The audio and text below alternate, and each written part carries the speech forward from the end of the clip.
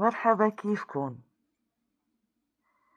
من حلاوة ديننا العظيم إنه يكون في بيناتنا نصائح وتسامح، والكل واحد يتقبل الآخر ويتقبل النصيحة. لأنه لما أخوك المسلم بينصحك معناها بيحبك وما بده إياك تمشي باللي انت ماشي فيه، لأنه شايفه إنه غلط. كلامي لأخواتي المسلمات، النساء والبنات،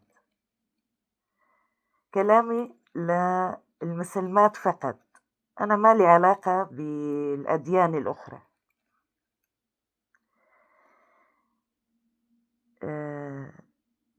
أحبائي النساء والبنات، أو بالأحرى حبيباتي، اسمعوني منيح شو رح أحكي. هلأ اللي صاير إنه الكل متاخد بالنت والكل عم يقلد بعضه، تقليد أعمى. تعرفوا شو يعني تقليد أعمى؟ يعني تقليد بدون تفكير، بدون مراعاة للدين. حبيباتي انتو عم تغلطوا كتير. أنا كلامي للمسلمات اللي عم تتاخد بالنت وعم تقلد الشغلات اللي ما لازم تقلدها، اللي ما لازم تتبعها، لأنه دينا ما بيطلب منها هذا الشيء، وبديننا ما في هذا الشيء، لأنه في إثم عليها، ذنب، وإنها عم تعصي، يعني تعتبر من العصاة. رح نبهكن على الشيء اللي أنا عم بحكي عليه، اللي هو التقليد. يعني أنت كمسلمة إن كنت محجبة ولا مالك محجبة، بس عم تقلدي الشيء الغلط.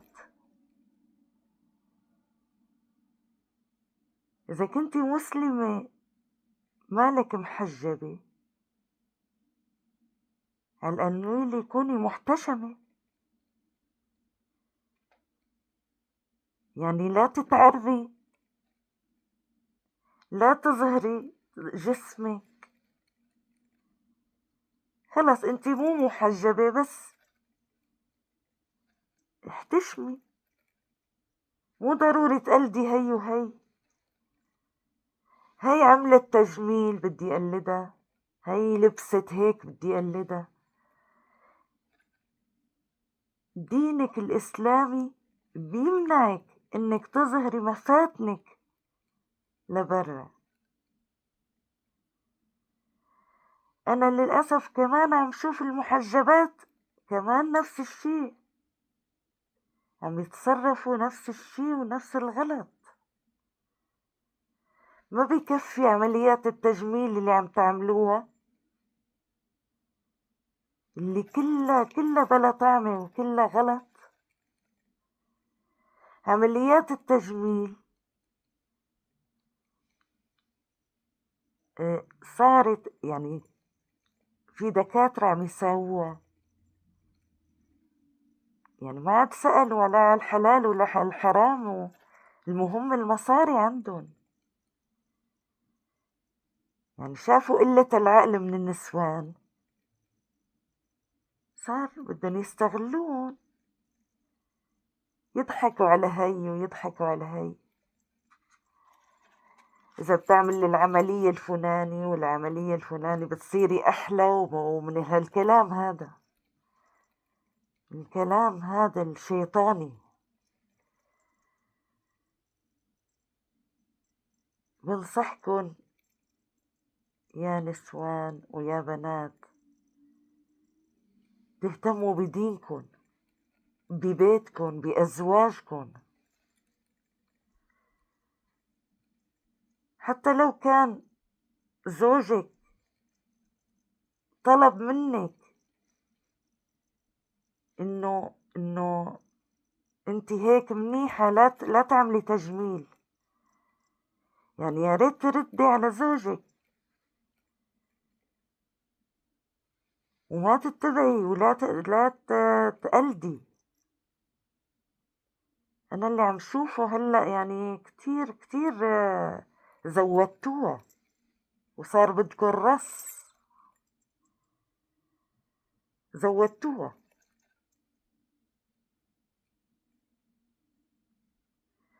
اللي عم يصير على النت مسخرة بكل معنى الكلمة، مسخرة. لا عاد اهتميتوا ببيت، ولا عاد اهتميتوا بزوج، ولا عاد اهتميتوا بدين.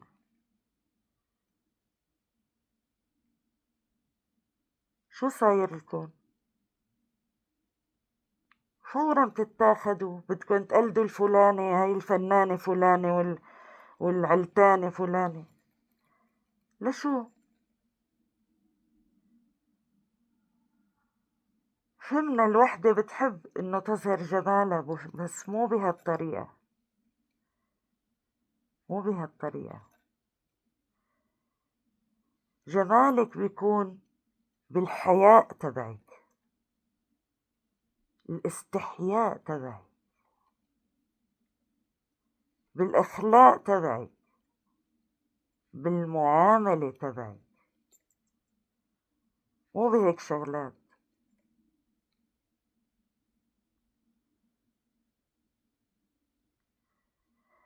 أنا لو مالي شايفة إنه الأمر زاد عن حده ما بحكي، بس فعلا انتو يا نسوان بدكن رص، صار بدكن رص.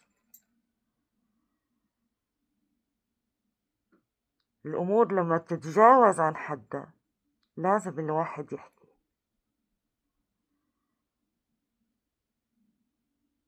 المرأة المحترمة والأكابر هي اللي بتخلي الناس، يعني تفرض شخصيتها على الناس وأخلاقها وتكون محترمة.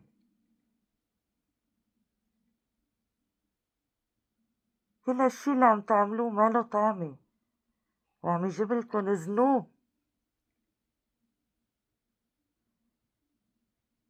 ومعاصي انتو بغنى عنها.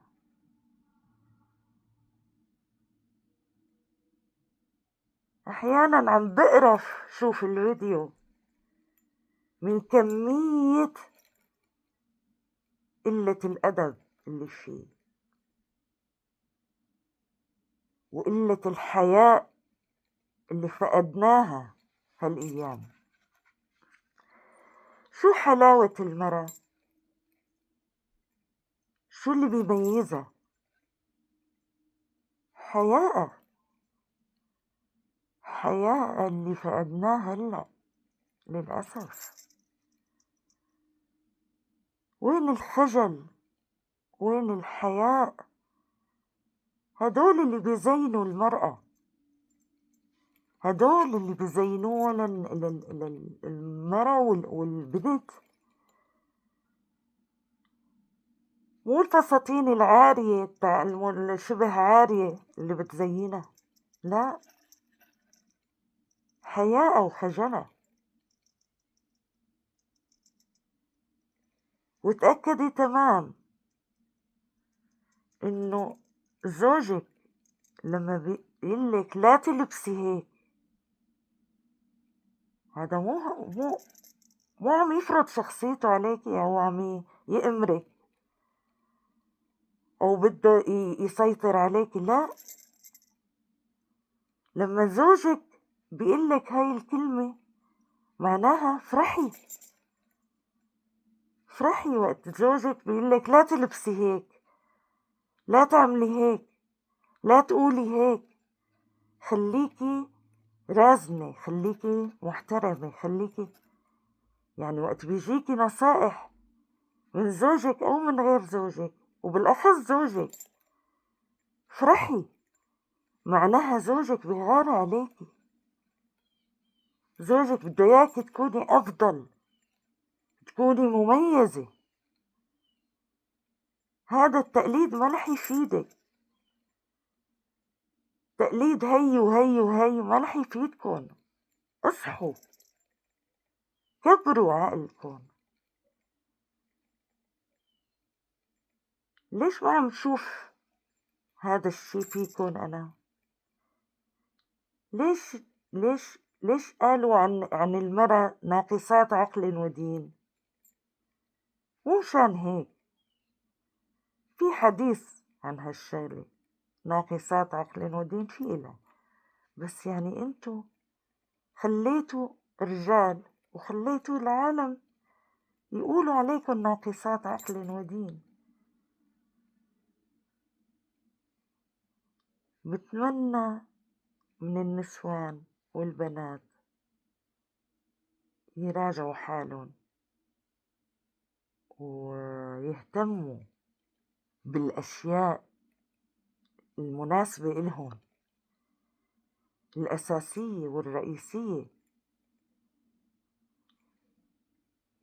المسلمات لازم يهتموا بدينهم قبل أي شيء تاني، لازم يركزوا على دينهم قبل أي شيء تاني ويحترموا دينهم. هاي الدنيا عايشين فيها فترة ورح نمشي، صفحتكن يا بتكون بيضة يا بتكون سودا. بتمنى الكل يكون صفحته بيضة.